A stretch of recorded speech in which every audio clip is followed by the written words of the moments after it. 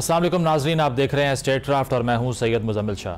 नाज़रीन, ज़िमनी इंतखाबात के नताइज पर बात करने से पहले हम पेशावर में FC हेडक्वार्टर्स के बाहर सुसाइड अटैक की मजम्मत करेंगे जिसमें 3 FC एहलकारों की कीमती जानों का ज़िया हुआ। इस वक्त मुल्क को दहशत गर्दी की जिस लहर का सामना है, इसके ख़िलाफ़ हम सबको मुत्तहिद होने की अशद ज़रूरत है।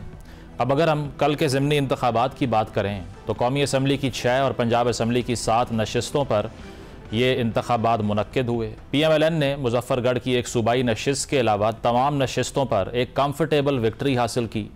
इनमें से खुसूसन 2 हलकों NA-18 हरीपुर और NA-129 लाहौर को PTI का स्ट्रॉन्ग होल्ड समझा जा रहा था। यहाँ पर तहरीक इंसाफ दीगर हलकों में बाइकआउट के बरक्स अपने उम्मीदवारों को भी ऑफिशियली सपोर्ट कर रही थी और अब इन दोनों हलकों से PTI सपोर्टेड उम्मीदवारों की शिकस्त यकीनन तहरीक इंसाफ के लिए एक बड़ा सेटबैक है, जिस पर PTI लेवल प्लेइंग फील्ड ना मिलने और रिजल्ट्स में टेम्परिंग के भी इल्ज़ामात लगा रही है। बहरहाल इन ज़िमनी इंतखाबात में नून लीग की विक्ट्री की बात करें तो यकीनन नून लीग इसे अपने लिए एक बड़ी विक्ट्री समझ सकती है, लेकिन अगर इन ज़िमनी इंतखाबात के ओवरऑल वोटर टर्नआउट की बात की जाए तो यकीनन ये वो विक्ट्री नहीं जिस पर किसी जीतने वाले को फ़ख्र करना चाहिए। मुख्तलिफ हलकों के वोटर टर्नआउट की बात करें तो ये NA-18 में कदरे बेहतर 42% दिखाई दिया। दीगर हलकों में NA-96 फैसलाबाद में 26%, NA-104 में 13%, NA-129 में 19%, NA-143 साहिवाल में 21%, जबकि NA-185 DG खान में 32% रहा। इसी तरह सूबाई नशिस्तों पर टर्नआउट की अगर बात करें तो मुजफ्फरगढ़ के हलके PP-269 में 50% टर्नआउट के साथ सूरत हाल थोड़ी बेहतर दिखाई दी, वरना बाकी तमाम हलकों में ये 20 से 30% दिखाई दिया। अब ये टर्नआउट क्यों कम रहा? PTI इसको अपने बाइकआउट से जोड़ रही है, जबकि चीफ इलेक्शन कमिश्नर के मुताबिक चूँकि इस इंतखाब से नंबर गेम तब्दील नहीं होना था, इसीलिए इनमें आवाम की दिलचस्पी कम रही। लेकिन इनके आर्गूमेंट को इसलिए ज़्यादा वैल्यू नहीं दी जा सकती कि जुलाई 2022 में PTI के 20 से ज़्यादा अरकान की डिफेक्शन के बाद जो ज़िमनी इंतखाबात हुए थे इनमें वोटर्स का टर्नआउट 49% रहा था। इस तरह फैफन भी अपनी एक रिपोर्ट में क्लेम कर चुका है कि हमारे यहाँ इलेक्टोरल प्रोसेस में लोगों की दिलचस्पी मुसलसल कम होती जा रही है।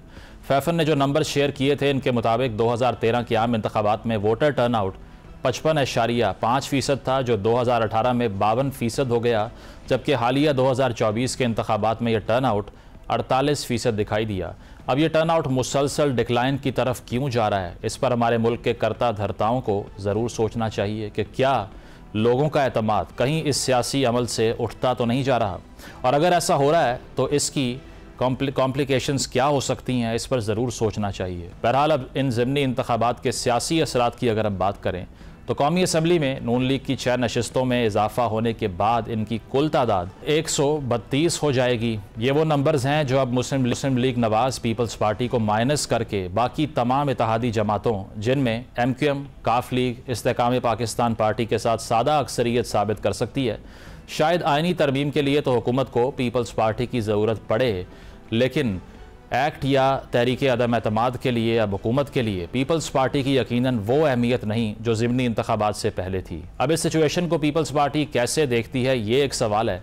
इसके अलावा चेयरमैन सेनेट यूसुफ रज़ा गिलानी का एक इंटरव्यू भी सामने आया, जिसमें उन्होंने बताया कि हुकूमत की तश्कील के वक्त मुस्लिम लीग नवाज़ और पीपल्स पार्टी के दरमियान हाफ टर्म का मुआहिदा हुआ था, जिसमें वज़ीर आज़म, स्पीकर और सेनेट के चेयरमैन की मुद्दत निस्फ तय करने की बात हुई थी। इनके बकौल ये एग्रीमेंट अभी भी कायम है। अब सवाल यह है कि क्या नून लीग ऐसे किसी एग्रीमेंट को मानती है? इन तमाम सूरत हाल पर गुफ्तगू का आगाज़ करते हैं। फैसल चौधरी साहब ज्वाइन कर रहे हैं, तहरीक इंसाफ के रहनुमा हैं। शर्मिला फारूकी साहिबा मौजूद हैं, पीपल्स पार्टी की रहनुमा हैं। हुज़ैफ़ा रहमान साहब हमारे साथ मौजूद हैं, वज़ीर मुमलिकत हैं। आप तीनों का बहुत बहुत शुक्रिया। फैसल साहब, आपसे आगाज़ करूँगा। मुजफ्फरगढ़ की एक सूबाई सीट के अलावा PTI के हाथ कुछ भी नहीं आया। मरीम नवाज़ साहिबा कह रही हैं कि ये ज़िमनी इलेक्शन नहीं था, ये जनरल इलेक्शन भी था और ये रेफरेंडम भी था, और अवाम ने ये साबित कर दिया है कि PTI का जो बयानिए की पॉलिटिक्स का स्टाइल है वो अब ख़त्म होता जा रहा है। तो आपने भी इस पर ट्वीट कर दिया, आपने कहा कि हरीपुर की एक सीट का भी पहरा नहीं दे सकी पख्तूनख्वा की हुकूमत, तो इससे ज़्यादा उनसे क्या एक्सपेक्ट करें। चलें, पंजाब में ये आर्ग्यूमेंट, ये जस्टिफिकेशन तो चल रहा है, इसको लेम एक्सक्यूज़ आपके मुखालिफिन कह रहे हैं, लेकिन बॉयकॉट की बात हो रही है। पख्तूनख्वा के अंदर भी ना जीतना, पार्टी क्या सोच रही है इस पर, और फॉल्ट किसका है ये? देखिए सर, पहली बात तो ये है कि पंजाब में आई थिंक वो पीपल्स पार्टी को KMPA की सीट गई है, PTI तो क्योंकि उस सीट पर कंटेस्ट कर नहीं रही थी। एक ही हल्का था 129 जिसमें लाहौर का हल्का था और मियां आज़म साहब की वफा से क्योंकि वो खाली हुआ था तो उसको उसके ऊपर कंटेस्ट किया था। देखिए मेरी जो ज़ाती राय में तो या तो ब्लैंकेट बैन होता या फिर सारी जगहों पे आप कंटेस्ट करते और फिर बेहतर होता कि कारकुनान को जो है वो टिकट दिए जाते। तो हम क्योंकि जो तहरीक इंसाफ है उसमें मोरोसियत जो है ना सर उसकी गुंजाइश नहीं होती और हम लोगों का एक जो कारकुनान भी हैं तहरीक इंसाफ के हम जैसे हमारा ये एज है बाकी पार्टियों की निस्बत के हम अपनी लीडरशिप को ओपनली चैलेंज भी करते हैं, उनसे सवाल भी पूछते हैं। जो मेरी ट्वीट जिसका आपने हवाला दिया है वो भी उसी कंटेक्स्ट में। देखें ना, अगर हम एक तरफ इमरान खान साहब की तहरीक चलाने की बात कर रहे हैं और पार्टी ये कह रही है कि गेयर अप हो रहे हैं, ये हो रहे हैं, तो फिर अगर आप KP के अंदर अपनी सीट का पैरा नहीं देते, उसकी वजूहात जो भी हों, वो आप कहें हुकूमत ने बेईमानी की है, इलेक्शन कमीशन वन साइडेड था या जो भी था, लोग जहाँ होते हैं जहाँ पे मखलूक निकल आती है तो फिर तो उसके सामने कोई प्रेशर जो है वो नहीं होता। और वहाँ पे मैं समझता हूँ कि ये सिर्फ गुफ्तगू नहीं करनी चाहिए, आपको सियासी हिकमत अमली भी नापैद नज़र आती है, उसका भी कोई मुँह सिर पैर नज़र नहीं आता।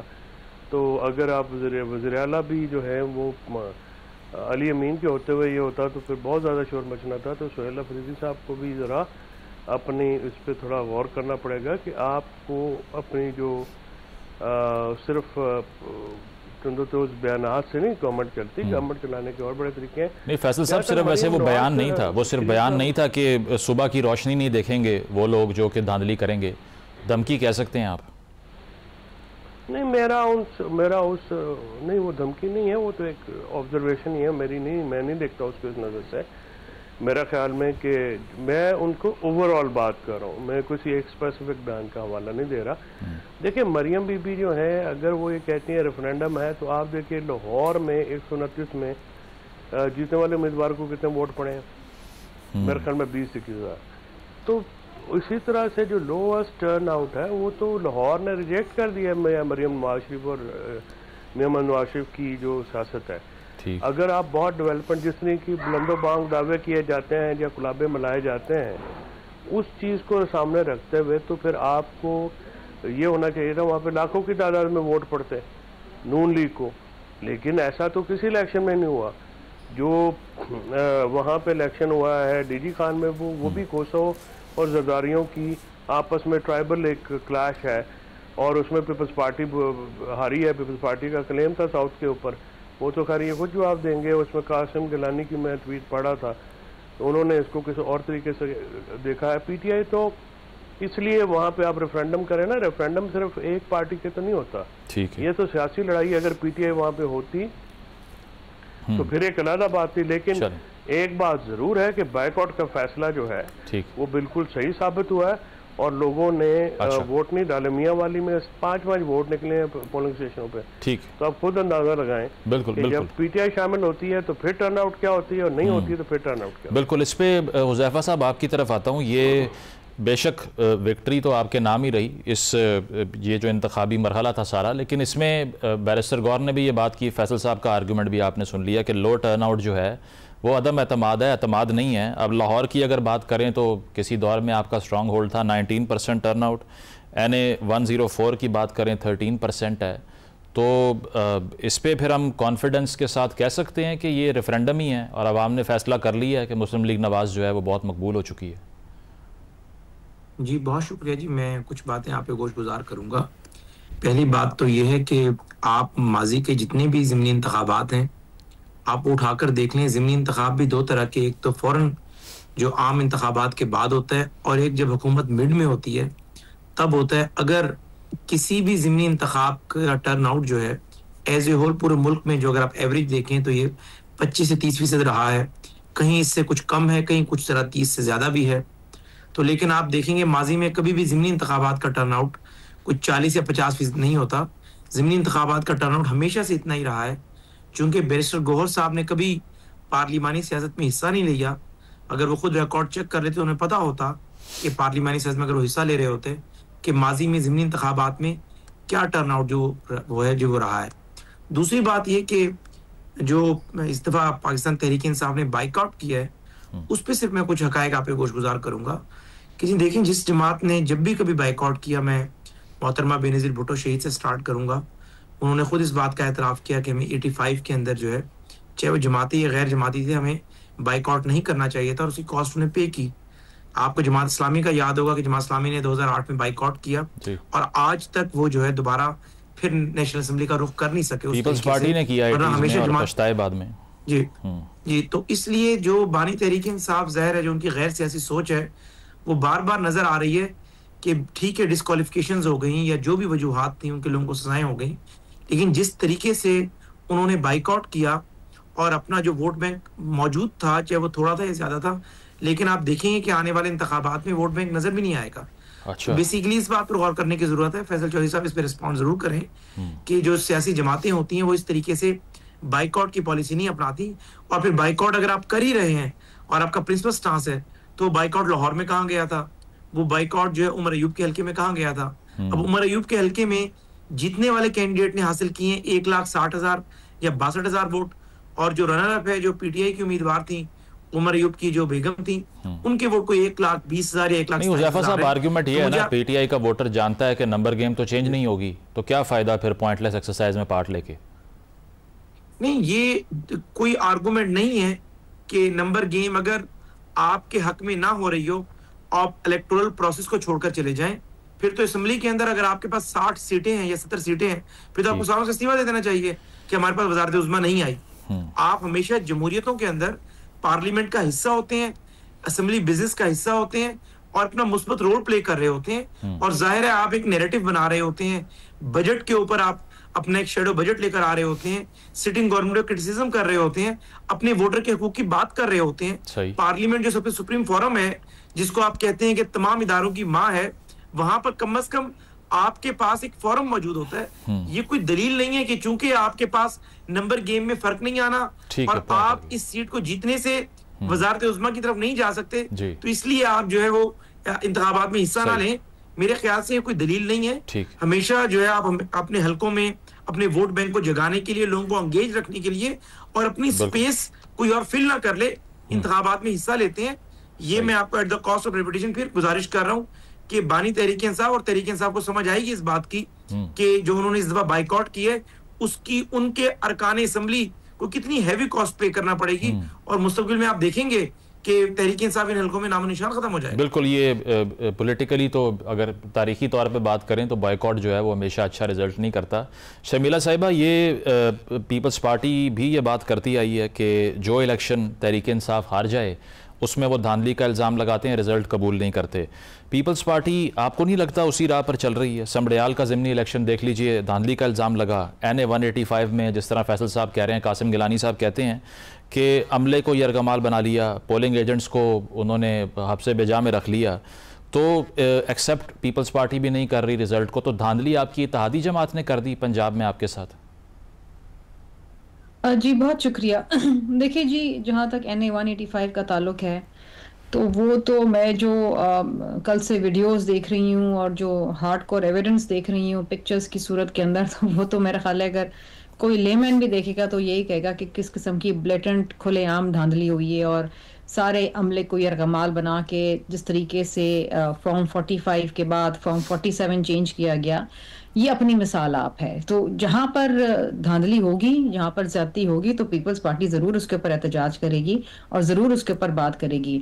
हमारे इत्तेहादी बिल्कुल हो सकते हैं, लेकिन इलेक्शन होता है जी, और इलेक्शन के अंदर 2 समत खोसा साहब जीत रहे थे, बड़े वाज़े बरतरी के साथ जीत रहे थे, और फिर उनका रिजल्ट चेंज किया गया। तो ये तो एक हकीकत है, और ऑफ कोर्स इसमें हम फैसला भी करेंगे कि आया इसको किस तरीके से चैलेंज करना है आगे, जो भी हमारे पास लीगल रेमेडीज अवेलेबल हैं। दूसरी बात यह है कि पंजाब के हवाले से ऑफ कोर्स वहाँ जो इलेक्शंस हुए तो उसमें तो जाहिर बात है कि जो इनकम्बेंट गवर्नमेंट होती है तो कहा यही जाता है और नज़र भी यही आता है कि सीटें उसी को बाय इलेक्शन के अंदर मिलती हैं।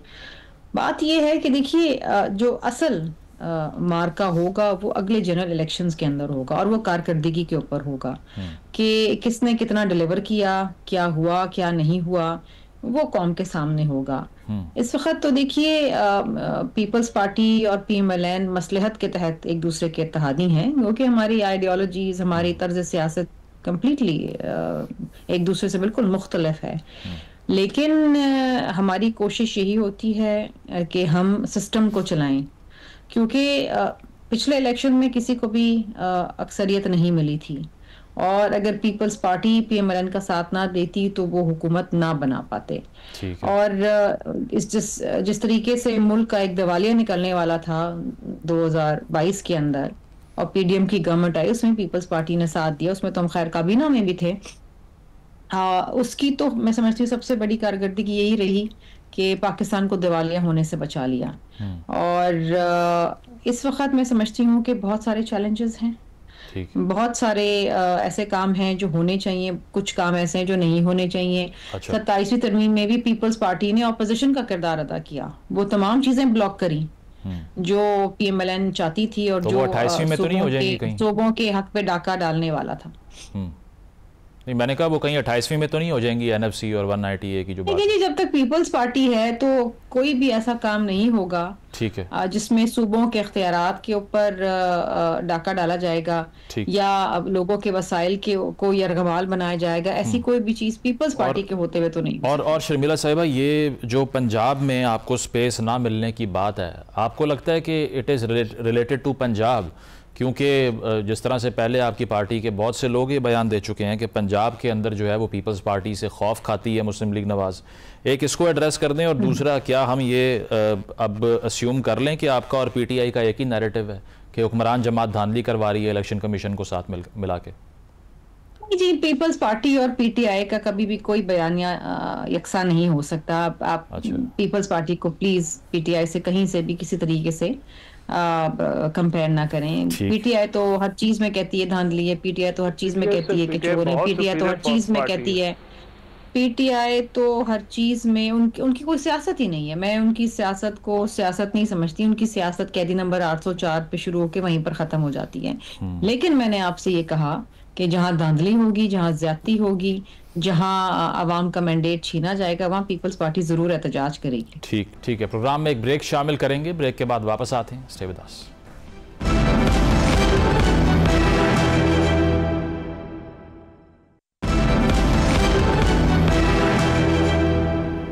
वेलकम बैक नाजरीन, डिस्कशन को कंटिन्यू करते हैं। फैसल साहब, अब आर्ग्यूमेंट ये है कि जहां पूरे मुल्क में बॉयकॉट कर दिए, लाहौर और हरीपुर में भी कर लेते, ये तो एम्बैरेसिंग नहीं हो गया? जिस तरह से आपने भी बात की कि अगर ग्राउंड वर्क हमारा ठीक ही नहीं था, सही लोगों को टिकट ही नहीं दिया, तो यहाँ भी बॉयकॉट कर देते। देखिए, पहली बात तो दो बातों पे मैं एक तो हुज़ैफा से ये कहूँगा कि आपने कभी पार्लिमानी सियासत में आपने हिस्सा नहीं लिया। गौहर जो है वो पहले भी इलेक्शन कंटेस्ट करते रहे और इस पर भी इलेक्शन जीत के आए हैं, और one of the finest gentleman in the assembly Gauhar Khan है। और जहाँ तक बिल्कुल ठीक कह रही हैं शर्मिला बीबी के PTI का पीपल्स पार्टी से कोई कंपैरिजन ही नहीं है। PTI और पीपल्स पार्टी के ज़मीन आसमान का फ़र्क है। PTI बहुत सुपीरियर पॉलिटिकल पार्टी है। ना तो हमारे ऊपर कोई करप्शन के इल्ज़ामात है, ज़ोर ज़बरदस्ती से लगाए जाते हैं। हम आज भी सबसे पॉपुलर हैं। आज भी इलेक्शन में खड़े होंगे तो आपको टर्न आउट नज़र आएगा। देखे ना, हरीपुर में हमने तो नहीं रोका बाबर नवाज खान को कि तुम जलसे न करें, आप अपने पोस्टर न लगाएं, अपने बैनर न लगाएं। हमने कहा जाए जो मर्जी करें। क्या लाहौर में हमारे प्रेसिडेंट को, अकरम उस्मान को नहीं इन्होंने अरेस्ट किया? क्या इलेक्शन वाले दिन जो है मुझसे मेरी हाफिज फरज से बात हुई है, उसने कहा जी कि वहाँ पे हमारे एजेंट्स को पकड़ के, कैंपों से पकड़ के उठा कर लोगों को अरेस्ट किया गया है। खौफ की एक फिजा कायम की गई, हरासमेंट की गई। वहाँ पे ओपन हमें लेवल प्लेइंग फील्ड, क्या आप प्लेइंग फील्ड ही नहीं थी PTI के पास। ठीक, तो ये बातें जो हैं इसको तो आप नहीं कर सकते। इलेक्शन कमीशन का जानबदाराना तर्ज अमल है और वो बिल्कुल वाज़ेह है अपने मामलात में। उन्होंने इलेक्शन 2024 के बाद जो वोटर है उनका इलेक्टोरल प्रोसेस से वैसे ही जमन उठ गया है, एतबार ही उठ गया है। इस इलेक्शन प्रोसेस में जिसमें वोट जो है वो घोड़ों को डालें, निकल गधों को आते हैं। तो इस तरह से तो कोई भी नहीं मानेगा ना। जाहिर है अगर आप मैंडेट का एहतराम नहीं करेंगे तो लोग फिर इलेक्टोरल प्रोसेस से दूर चले जाएंगे, और यही हुआ है। मरियम बीबी पूरी तरह एक्सपोज हुई हैं इन सारे इलेक्शनों में, और जिस तरह से उन्होंने एडमिनिस्ट्रेटिवली पावर्स यूज किए हैं, मतलब उनके वजीर जो हैं वो कैंपों में बैठे हुए थे इलेक्शन वाले दिन, तो वो वहाँ पे सामने नजर आया। और फिर किसी ने पूछा तो उन्होंने कहा जी हमने रोटी खाने के लिए आए थे।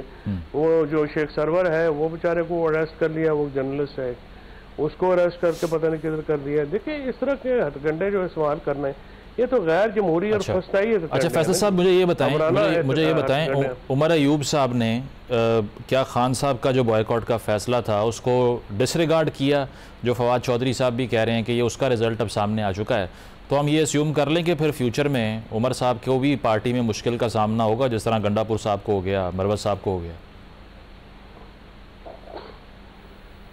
देखिए सर, उमर अयूब साहब का ये आई थिंक सलमान राजे ने और उमर अयूब साहब ने ये किया था, नहीं करना चाहिए था। उनको बाइकआउट के फैसले के साथ स्टैंड करना चाहिए था।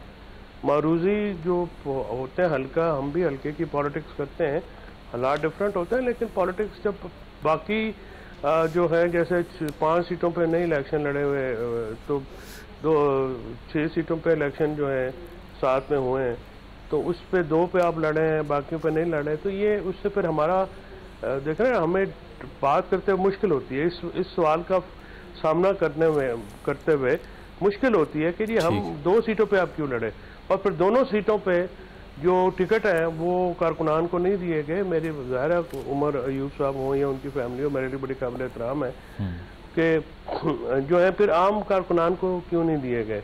अगर आपने हारना ही था या आपका यही था, ठीक, तो आप लाहौर में जो सिलसिला हो रहा था, मैंने पूछा अपने लाहौर वाले जो हमारे दोस्त हैं, मैंने कहा आपने बाइकआउट क्यों नहीं किया?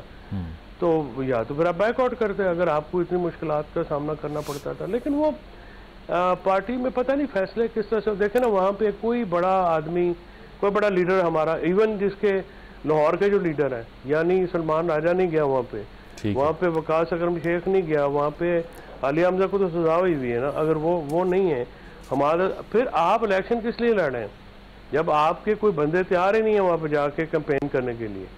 ठीक है, सारे केपी में चले जाते हैं, वहाँ पे आप बैठे इलेक्शन में कैंपेन तो करें ना। अगर आप इलेक्शन लड़ रहे हैं तो फिर उसमें आप जाएं। वहाँ पे जाते नहीं, जहाँ पे वो 33 जगह नजर आती है वहाँ से भाग जाते हैं। सही, मतलब पार्टी का एक तो ये टिकट का फैसला, फिर बॉयकॉट पे कंफ्यूजन कॉस्ट कर गई। हुज़ैफा साहब मुझे ये बताइए, जो फैसल साहब भी बात कर रहे हैं कि ये ज़ाब्ता इखलाक की खिलाफ वर्जियाँ इतनी क्यों होती हैं आपके हवाले से? ये in addition to those illegal activities जो गवर्नमेंट ने की। जी, इस पे वो तो बिल्कुल इन्होंने की है, जो ये तो ऑर्गेनाइज्ड पॉइंट आ गया। हुज़ैफा साहब मुझे ये बताएं, ये तलाल चौधरी साहब के हवाले से भी वायलेशन की गई ज़ाब्ता इखलाक की, फिर इसके अलावा आबिद शेर अली साहब ने जिस तरह से वोट डाल दिया उस पर कंट्रोवर्सी पैदा हो गई, आपको भी अपोलोजाइज़ करना पड़ा, तो ये इतना रिपीटेटिव क्यों है ये वायलेशन का जो बिहेवियर है इलेक्टोरल? जी बहुत शुक्रिया जी। पहले तो चूँकि फैसल चौधरी साहब ने बराह रास्त मुझे बात की, मैंने कोई बैरिस्टर गोहर की ज़ात पे या उनके फाइन होने पे तनकीद नहीं की। ये फैसल चौधरी साहब अपने घर में पहले तय कर लें कि जो कुछ इनके भाई कहते हैं वो ठीक है या मैं गलत कह रहा हूँ। मैंने वही बात आगे बढ़ाई कि चूंकि बैरिस्टर गोहर साहब को सियासी आदमी नहीं, वो कह रहे हैं जो मैं कहता हूं वो ठीक है। फवाद चौधरी साहब अक्सर औकात कहते हैं कि चूंकि सियासी लोगों के हाथ में पाकिस्तान तहरीक इंसाफ नहीं है इसलिए उन्हें पता नहीं है। मैंने इस पॉइंट ऑफ व्यू से कहा कि उन्होंने बाज़ाब्ता कोई इलेक्टोरल पॉलिटिक्स वैसे नहीं की, कोई थाना कचहरी और उन्हें ग्रास रूट लेवल से आए हूँ, एक पार्टी के वो सरबराह बन गए, बानी तहरीक इंसाफ ने उन्हें टिकट दे दिया या उनके कैंडिडेट बन गए, उस वेव में वो एमएनए बन गए।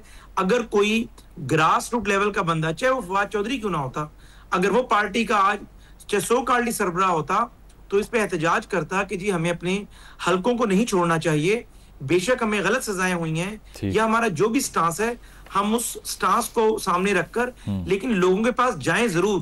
जो 70-80 हजार या 90,000 वोट हमें पढ़ना है वो वोट जाया ना हो। की बेटी है वो कहां से ग्रास रूट के मैं बात अपनी मुकम्मल कर लूं, मैं आपकी बात को मैं नहीं बोला, हालांकि आपने बराह रास्त मेरे पे बात की तो मुझे अपनी बात मुकम्मल करने दे दें। अच्छा, ये तो एक तो बात मैंने इस कंटेस्ट में की, कोई मैं बैरिस्टर गौहर साहब को ज्यादा तौर पे वैसे खुद भी पसंद करता हूं, लेकिन वो कोई सियासतदान नहीं है, ना उन्हें सियासी डायनामिक्स का अंदाजा है, इसलिए बानी तहरीक इंसाफ जो हुक्मनामा जारी कर देते हैं कि हुक्म शाही से हुक्म आया है, लाड़काने चलो वरना थाने चलो, ये वही वाली बात है कि जो वो हुक्म दे देते हैं ये सरनगू करके उस हुक्म पर तस्लीम कर लेते हैं, कोई पॉलिटिकल बात कर नहीं सकते वरना थाने चलो। ये क्या बात हुई? ये वो हबीब जालिब साहब ने एक बात की थी ना, मैंने उसको उसमें जरा उस अंदाज में बात की। अच्छा उज़ैफा साहब, ये तो तमाम पार्टियों और अमराना जमात है। उज़ैफा साहब, ये तो तमाम पार्टियों का मसला, डेमोक्रेटिक कल्चर तो नहीं है कहीं पे। जी मैं अब अगली बात पे आ जाता हूँ, जो कि बात की कि इंतखाबी कोड ऑफ कंडक्ट की वायलेशन की। देखें जी, मैं तो कानून का एहतराम करता हूँ, इनके वजीर आला को नोटिस हुआ है, उन्होंने भी वायलेशन ही की है। उन्होंने तो खैर कत्ल की धमकियां दी हैं इंतखाबी अमले को और डीसीज को कि सुबह नहीं देखेंगे, शाम नहीं देखेंगे। सुबह वही बंदा नहीं देख सकता जिसको आप मरवा दें या वो मर जाए, नाउज़ुबिल्लाह। तो लेकिन मैं आज जो है वो इलेक्शन कमीशन के एहतराम में इन पर्सन पेश हुआ, बगैर वकील के गया, और मैंने अपना जो भी एक्शन था अपना नुक्ते नजर उनके सामने रखा, और साथ ये भी कहा कि अगर आप मेरे नुक्ते नजर से सहमत नहीं है तो मैं कंडीशनल अपॉलॉजी करता हूं। मैं समझता हूं कि चाहे वो आबिद शेरिनी हो, चाहे तलाल चौधरी हो, जितने भी लोग हों, ये कमेंडेबल है। उज़ैफा साहब इसका जवाब देते हैं, जो सबको जो है ठीक है, इसका कोड ऑफ जवाब कंडक्ट की वायलेशन से इज्तनाब करना चाहिए। NA 185 का जवाब दे दें। कल हम अपोजिशन में हो सकते हैं, ठीक है, तो हमें इंतखाबी जो कोड ऑफ कंडक्ट है उस पर जो है उसकी जो है रूह पे अमल करना चाहिए। डीजी खान का जवाब दे दें। NA 185 में वीडियो शर्मिला साहिबा कह रही हैं, सर्कुलेट कर रही हैं, इट्स एविडेंट के धांधली की है। देखिए हाँ, मैं बिल्कुल बड़ा आपने किया। एक तो बात ये कि दोस्त मोहम्मद खोसा को डेरा गाजी खान में शिकस्त फाश हुई है, वो ये कह रहे हैं कि उन्हें पोलिंग एजेंट उनके जो बता रहे हैं कि हमें 200 वोट पड़े हैं और नून लीग को 1600 पड़ गए। अगर उनके आर्गुमेंट को ठीक भी मान लिया जाए कि इनके वोट बढ़ाए गए हैं तो 1000 को 1600 कर दिए होंगे, उनके कोई 1600 को तो 200 नहीं कर दिए, उनको वोट ही नहीं पड़ा। तो ये एतराज ये कर रहे हैं कि जो है वो हमारे आपने उम्मीदवार से धांधली कर ली और अपने उम्मीदवार को आपने धांधली से जितवा दिया। तो मुझे आप ये बताएं कि अगर इनका उम्मीदवार मान रहा है कि वाकई मुझे 200 वोट ही पड़े हैं और हमारे साथ उसका एतराज ये नहीं है कि हमारी जीत पर वो कह रहे हैं कि मार्जिन बढ़ा दिया गया, एक दूसरे को सबूत मौजूद नहीं है। बहुत सारी जगह पर पीपल्स पार्टी के लोगों ने भी कोई वायलेशन इंडिविजुअल हैसियत में की होंगी, वो नहीं होनी चाहिए, लेकिन हमारे और इनके उम्मीदवार का तो फर्क ही 30,000 का है। वो ऐसी यूनियन काउंसिल्स में हारे हैं जहां 1800 का फर्क है, वहां तो बात ही नहीं की जा सकती। और पीपल्स पार्टी ने इस हलके में जनरल इलेक्शन में 26,000 वोट लिए थे, आज उनके वोट 50,000 हैं, उन्होंने गेन किए, 24,000 वोट ज्यादा हुए हैं। तो कैसे कह सकते हैं कि धांधली हुई है वहां पर। और उसके साथ ही मुलिका जो हलका है मुजफ्फरगढ़, वहां से इनका उम्मीदवार जीता है 9-10 हजार की लीड से, और जो आजाद उम्मीदवार है जिसकी 46,000 वोट है इकबाल पताफी, वो यही इल्जाम इन पर लगा रहे हैं।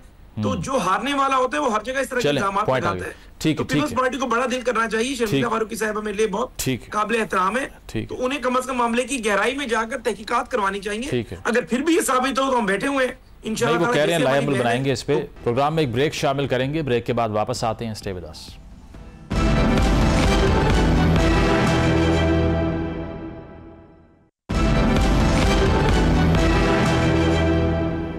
वेलकम बैक नाजरीन, डिस्कशन को कंटिन्यू करते हैं। शर्मिला साहब, अब नंबर गेम की अगर हम बात करें तो कहा जा रहा है कि कौमी असम्बली में अब सादा अक्सरियत आ गई है नून लीग के पास, वो आपके ऊपर डिपेंडेबल नहीं है और अब उनका स्टाइल ऑफ पॉलिटिक्स चेंज हो जाएगा। आप एंटिसिपेट कर रही हैं कि ऐसा ही होगा? देखिए, जाहिरी बात है कि 6 सीटें और मिल गई कौमी असम्बली के अंदर, तो जाहिरी बात है कि नंबर्स तो बढ़ गए हैं and now they are the largest parliamentary party in the national assembly. लेकिन पीपल्स पार्टी की अपनी अफादियत है, पीपल्स पार्टी का अपना एक किरदार है। और पीपल्स पार्टी तो ना सिर्फ एक इत्तेहादी का काम कर रही है, बल्कि पीपल्स पार्टी ऑपोजिशन का भी किरदार अदा कर रही है। और जिस तरह अभी आपने कहा कि 28वीं तरमीम आ जाएगी, तो उसके लिए फिर भी पीपल्स पार्टी की ज़रूरत पड़ेगी। और पीपल्स पार्टी चाहे इनके पास सिंपल मेजॉरिटी क्यों ना हो, लेकिन कोई भी काम जो आवाम की ख्वाहिशात के बरखिलाफ होगा या सूबों की जो एक उनकी बेहतरी के खिलाफ होगा, तो उसको पीपल्स पार्टी ज़रूर ब्लॉक करेगी। ठीक है। और इसके अलावा यूसुफ रज़ा गिलानी साहब के भी एक इंटरव्यू पर डिस्कशन हो रही है। उन्होंने कहा कि जब हुकूमत तश्कील हम दे रहे थे तो तब हाफ टर्म का एग्रीमेंट हुआ था जिसमें नून लीग और पीपल्स पार्टी इसको शेयर करेंगी।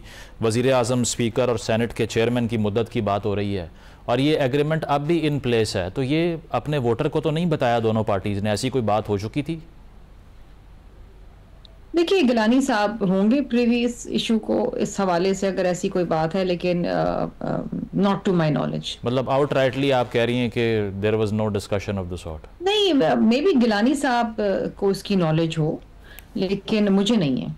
अच्छा, तो हम ये अस्यूम कर रहे हैं कि ये टर्म पूरी करेंगे ये आईनी ओहदे, क्योंकि मैं ना इसकी तस्दीक कर सकती हूँ ना तरदीद कर सकती हूँ। अच्छा चलें, पॉइंट आ गया। फैसल साहब, एक तो ये जो इंतखाबी अमल जो था ये तो हो गया, आपने पार्टी के अंदर जो इरेगुलरिटीज़ हैं उसको भी मेंशन कर दिया। अब खान साहब से मुलाकात नहीं हो पा रही है आपके वज़ीर आला की, तो उस पर पहले लेटर भी लिखा था, उस पर भी ये एतराज़ था पार्टी के बहुत से लोगों का कि पावर ही नहीं है मरीम साहिबा के पास, पंजाब में तो पावर है ही नहीं, तो उनको लेटर लिखने का क्या फ़ायदा। क्या डिसाइड किया उस पर अब पार्टी ने, और वे फॉरवर्ड क्या है? एहतजाज की तरफ जाना है? पार्लियामेंट्री स्पेस तो मज़ीद श्रिंक हो गई पीटीआई की, अगली तरमीम की भी बातें हो रही हैं, अभी ये करप्शन की रिपोर्ट भी आपने देखी है, तो स्पेक्टेटर बन जाएं? क्या करें, सिर्फ देखते रहें ये सब कुछ जो हो रहा है उसको?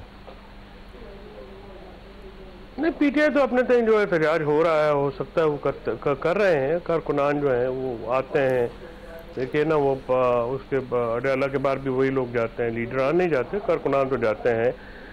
दूसरी जहाँ तक बात है, देखिए दो बातों का जवाब शर्मिला भी गोल कर गई हैं। एक तो जफर साहब ने कहा कि पीपल्स पार्टी झूठ बोल रही है, वहाँ पे धांधली नहीं हुई है और ये इलेक्शन हारे हैं। दूसरा उन्होंने कहा कि पीपल्स पार्टी का अमराना तर्ज, वो कह रहे हैं, मैंने ये नहीं कहा कि मेरी अपनी इंटरप्रिटेशन है ना। चले ठीक है, मैं वही कह रहा हूँ ना कि वो गलत कह रही हैं, और वो गलत कह रही है, पीपल्स पार्टी झूठ बोल रही है। चले ठीक है, फैसल साहब कंटिन्यू। अच्छा सर, तो मुझे तो करने देना बात। इन्होंने कहा कि पीपल्स पार्टी ने झूठ बोला है, वहाँ पे धांधली नहीं हुई है। दूसरी बात यह है कि इन्होंने कहा कि पीपल्स पार्टी जो है वो आमराना पार्टी है, वो लड़काने चलो वरना थाने चलो, हबीब जालिब साहब ने जो कहा। सही, तो वो उन्होंने कहा कि वो पीपल्स पार्टी जो है 1970 में लिखी थी, मैंने ऐसी कोई बात नहीं की आपको ज्यादा पार्टी ऐसी है। अच्छा, आपको फैसल साहब ज्यादा एतराज हुआ है पीपल्स पार्टी पे तंकीद से apparently in comparison to Sharmila? वो असल में मतलब देखे ना, जो भी पॉलिटिकल वर्कर होगा वो तो बात करेगा। ठीक, उन्होंने तो तस्लीम कर ली, उन्होंने हुज़ैफा भाई ने कही और शर्मिला बहन ने तस्लीम कर ली। सही, उन्होंने कहा ठीक है, वो सही कह रहे हैं। अब बात यह है जी कि अगर मरियम नवाज बीबी के पास पावर नहीं है, कानून के मुताबिक तो सीएम के नीचे होती है होम मिनिस्ट्री और जेलें होती हैं होम मिनिस्ट्री के नीचे जो प्रोविंशियल होती है, और ये आई थिंक एक रियलिटी जैसे हम कहते हैं ना कि हाइब्रिड निज़ाम है जो इनका वज़ीर दिफा भी कहते हैं, तो ये उसकी तायीद है उस चीज़ की जो हम ये कहते हैं कि ये कठपुतलियाँ हैं, तो ये उस बात की तायीद है। जब हम कहते हैं कि बेख्तियार है, ये उसकी तायीद है। जब हम ये कहते हैं कि इनके पास पावर नहीं है, ये उस बात की तायीद है।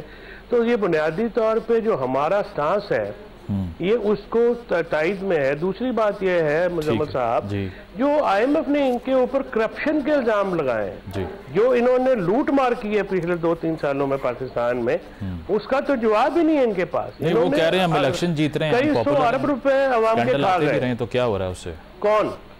PMLN देख लें, आप कल का रिजल्ट देख लें।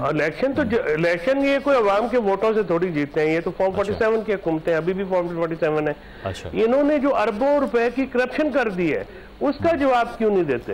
ये तो बताएं ना कि ये जो फैसल साहब स्टैंडिंग कमेटीज में जवाब लेना था, वहां से रिजाइन कर गए आप।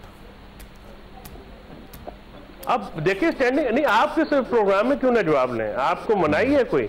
जाहिर है आपकी एडिटोरियल है ना, करप्शन के बारे में तो मीडिया सबसे ज्यादा शोर मचाता है।